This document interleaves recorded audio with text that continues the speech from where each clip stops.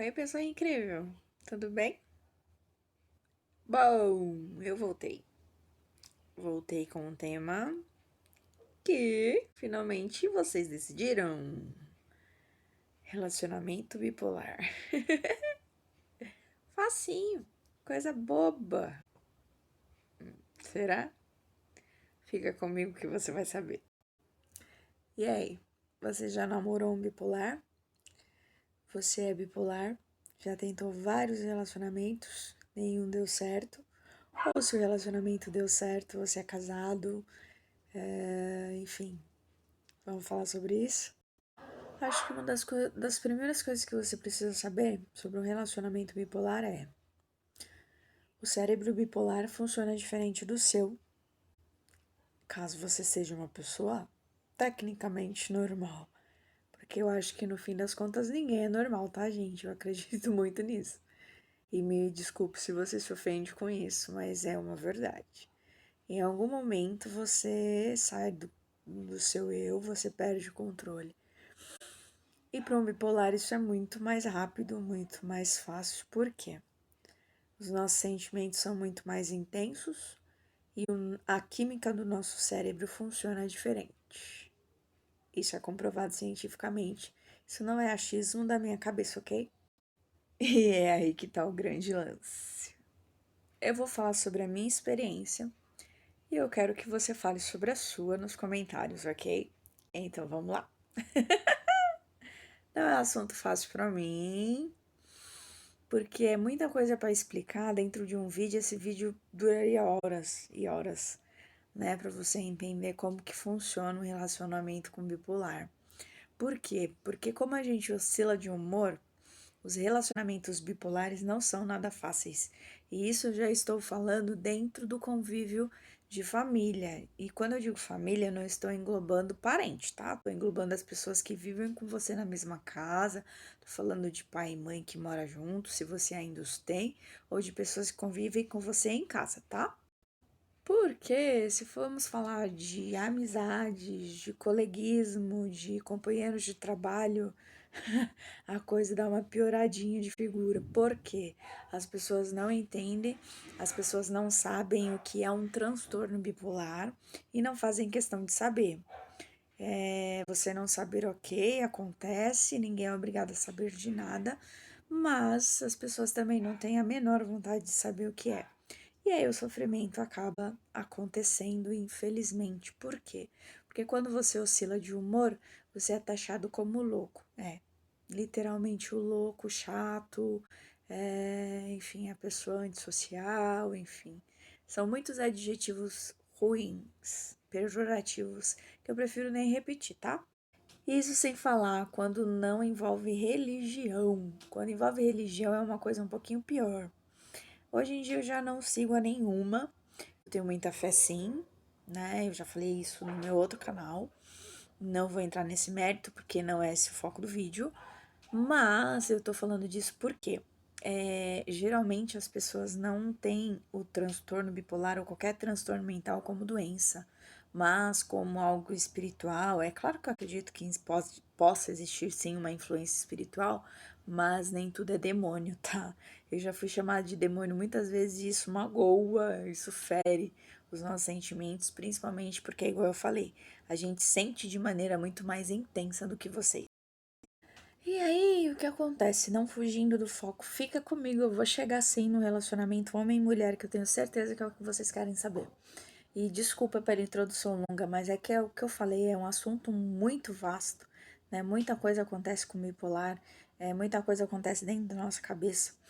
E a gente tem muitas reações, né? Então é bem complicado resumir tudo. Eu tô tentando, eu juro. Então vamos lá, vamos entrar direto no assunto, vamos falar direto do que é uma relação homem e mulher com um transtorno bipolar. Eu vou falar das minhas experiências e vocês falam das suas, ok? Bom, antes de eu ter o meu diagnóstico, que foi há mais ou menos 3 anos atrás, um pouquinho mais agora, eu não sabia o que acontecia comigo. E eu sempre fui diferente desde a infância. Ou seja, eu sou bipolar desde que eu nasci, tá, gente? E só não sabia.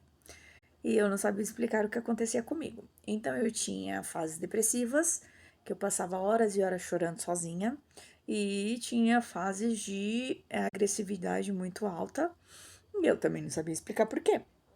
Quando as pessoas me perguntavam o que eu tinha, eu respondia, não sei. E isso acontece com frequência com algumas pessoas até você descobrir o que realmente você tem, mas a gente não tem uma cultura de procurar profissionais para resolver isso, porque é frescura. E aí o que que acontece? Você cresce, você traz isso para os seus relacionamentos, infelizmente, sem saber. A princípio, sem saber, né? Eu não sabia e os meus namoros sempre foram. Eu sempre dizia para minha mãe que tinha prazo de validade. É uma verdade. Porque o que que acontecia? Tudo começava muito bem, bonitinho, como todos vocês, né? Com muito amor, com muito carinho, muito respeito. E aí depois ia desandando. O bipolar, ele é uma pessoa muito desconfiada. Eu sou extremamente desconfiada. Eu sou muito segura, não com relação à traição no sentido da palavra. Como é que eu vou explicar isso? É bem complicado.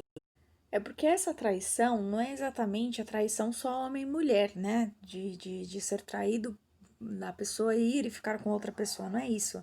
Mas de estar mentindo, de não sentir o que está dizendo, de não ir aonde fala que vai, né? Na verdade, com relação a ciúmes, até que eu sou bem tranquila. Eu me acho uma pessoa tranquila, porque, por exemplo, eu não ligo se a pessoa gosta de jogar bola. Ao contrário, eu acho isso fantástico. Eu adoro futebol. Eu adoro MMA, então eu acho que a pessoa precisa de espaço. Eu concordo da pessoa sair sozinha com os amigos, então eu nunca tive problema com isso. Mas eu sempre desconfiei que a pessoa não me amava o bastante. Esse é o meu problema. E aí, o que acontece? Quando você acha que você não é amado bastante, você começa a desconfiar, não é verdade? Pelo menos comigo é assim. E aí eu começava a entrar em neura, né? Sempre foi assim. E aí a pessoa falava assim: ah, olha, eu vou na casa dos meus pais, por exemplo, sei lá, qualquer lugar. E aí eu já falava: bom, não vai não. Tá indo se encontrar com outra pessoa. Ou tá indo procurar outra pessoa. E aí pronto. Se eu começar a entrar nesse lance de desconfiança, eu viro um cão farejador e eu começo a investigar tudo sobre a pessoa. E aí é uma porcaria. Eu ia falar um palavrão agora.